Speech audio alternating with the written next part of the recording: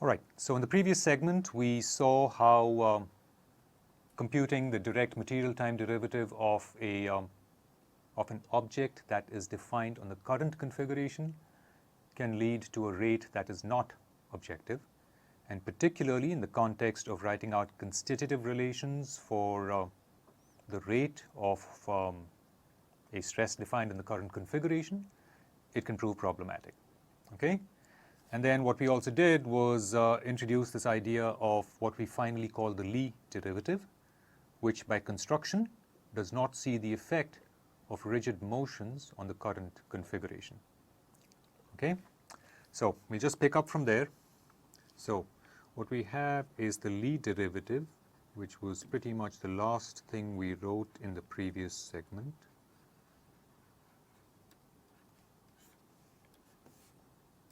Okay. It is denoted LV of tau if we are applying the Lie derivative to tau. Okay. That L just stands for Lie. The V stands for this idea that if you think about the way we constructed that derivative, we're really sort of recognizing the flow of the material and nullifying the effect of rotations through that flow. The V here is meant to represent the flow. Okay?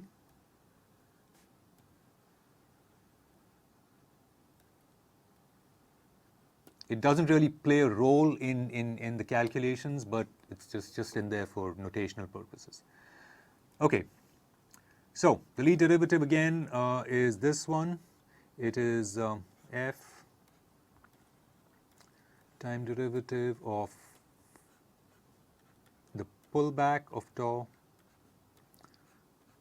to the reference configuration, time differentiated and pushed forward. Okay? Let's check that it is objective, that this rate as this Lie derivative, this Lie rate as defined here is objective. Okay? Is it objective? All right. So what that means is what do we expect for it to be objective? If it indeed is objective, we need to check that the Lie derivative applied to tau plus is equal to just the rotation, right? The rotation applied to the Lie derivative of tau.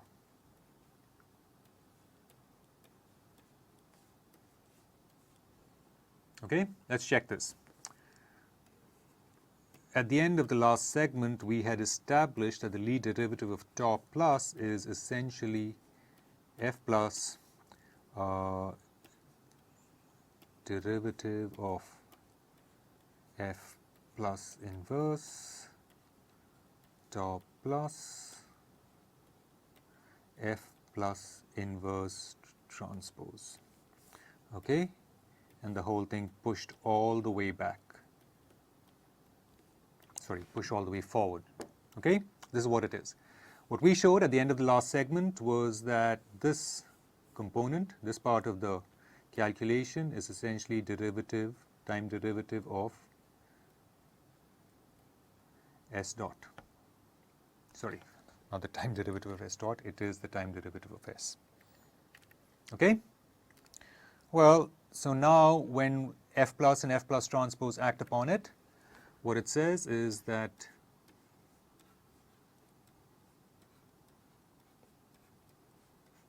okay, since f plus is qf,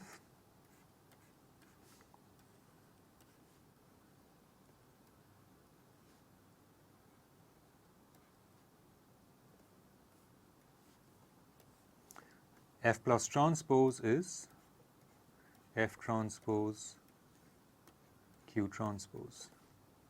Okay, but now what we have in here is exactly the same as f partial with respect to time of, I saw that I did it again. Okay. Okay, so what I've got an underbrace on is the same as f acting on the partial derivative of f inverse tau f inverse transpose, right?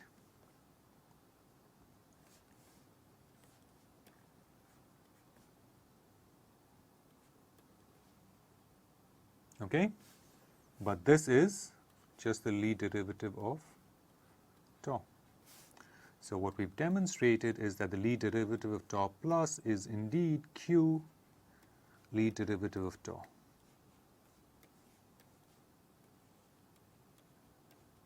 Okay, indeed it is objective.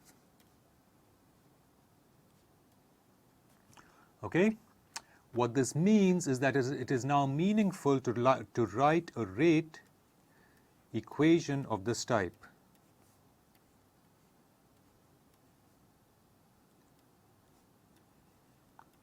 Because now we are talking of a rate equation that relates an objective rate of deformation, which transforms as expected, with an objective rate. Okay, both of them are objective.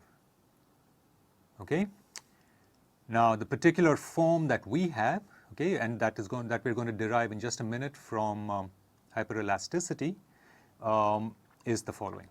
Okay, so what does hyperelasticity tell us?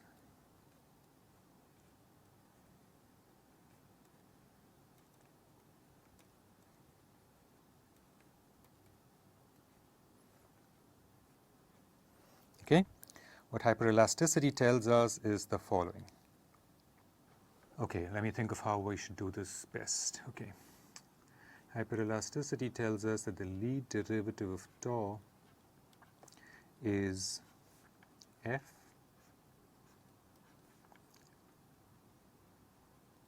S dot F transpose. Okay, which is F C contracted with E dot F transpose. Okay, what I'm going to do now is relate E dot to D. Okay, so consider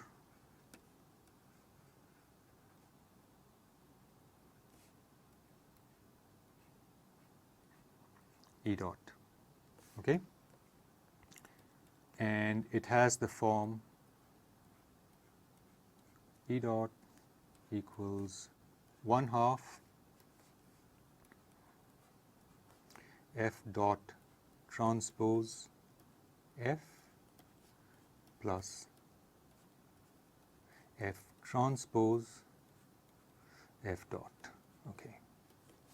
So what I'm going to do now here is I'm going to introduce there, I'm going to put in an F inverse F, and here I am going to put in F inverse transpose F transpose. When I do this, I get 1/2 F transpose F dot transpose, sorry, F inverse transpose F dot transpose F plus F transpose F dot F inverse F. All right. So this is 1/2 F transpose F inverse transpose F dot transpose plus F dot F inverse F. Okay. Now when I pull this half on the inside here, what you should see is that this is basically gradient of V plus gradient of V transpose. Okay, this term is gradient of V and that term is gradient of V transpose. Okay? All right? And when the half is applied to that, what we have essentially in the parentheses is the symmetric part of the gradient of V. Okay? So we have F transpose 1/2 spatial gradient of V plus spatial gradient of V transpose F. Okay, but this is D. Okay, our rate of deformation tensor. Okay, so what this tells us then is that the lead derivative of tau is F C contracted with F transpose D F, the whole thing with F transpose. Okay? I'm going to go to coordinate notation now. The lead derivative of tau Aij is equal to F I, okay, C I J K L. I'm going to close parentheses. I know that out here I'm going to get an F J capital J, and inside here I know that I'm going to get a D little k little l. So it follows that here I need to have an F K K, and here I need to have an F L L. Okay, why does all of that work? Let's look at the inner parentheses. Just the way the indices work, observe that this is like F transpose KK. All right? So you see that what I have on the inner parentheses here does indeed give us this term, okay, with free indices uppercase K and uppercase L. Okay, those that uppercase K and uppercase L contract out those two indices, leaving us with free indices uppercase I, uppercase J. Okay, and those are taken care of by F lower I, upper I, F lower J, upper J. Also observe that this is F transpose J, J, which is what we have up here. Okay, so everything works out. Now, of course, we use commutativity, right? All these things move around. So we can essentially write this as F I, F J, J, F K, K, F L, L, C, no underbar, we are working in coordinate notation, C, I, J, K, L. Okay, all of this with, correct, so I'm going to put a parenthesis on this, okay, and leave D little k little l outside. And here we have lead derivative of tau ij. What this operation is doing is that the deformation gradient is pushing forward each index of our material elasticity tangent into the current configuration. Okay? Observe that the capital Ij, K, L are all being pushed forward to little ij, k, and l by f. Okay? This then is our tangent, our spatial tangent in the current or deformed configuration. No underbar again. With indices lowercase I, J, K, L. Okay? And finally, we have our relation for stress rate in the current configuration related to a tensor that that is essentially a strain rate in the current configuration, right? Our rate of deformation tensor. Okay, and little c I j k l is the spatial tangent.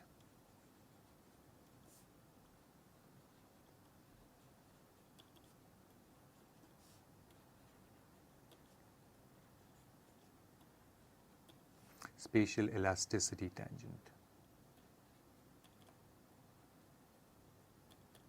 Okay? Now observe, even in the case of the Saminon-Kirchhoff model, where our material elasticity tangent is a constant, right? Our spatial elasticity tangent is not constant, right? It is fundamentally a geometric object. The geometry of the deformation makes our spatial tangent fundamentally non-constant. Okay? Even if you start out with something that looks constant to you in the material configuration, that's really only in the material or the reference configuration that it is constant. Not so as the material continues to deform. Okay?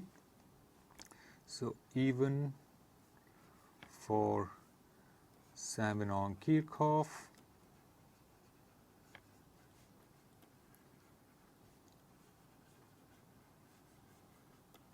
where we have our material tangent, right? This is the uppercase C, equals lambda isotropic tensor isotropic plus 2 mu fourth order identity tensor, right? Even in this case, where this thing is constant, what we see is that little c, which is basically, you can't write little c in direct notation as push forwards of capital C. It doesn't convey everything that's happening, right? So I have to go to this form. I have to go to coordinate notation to write it, to make clear what is going on.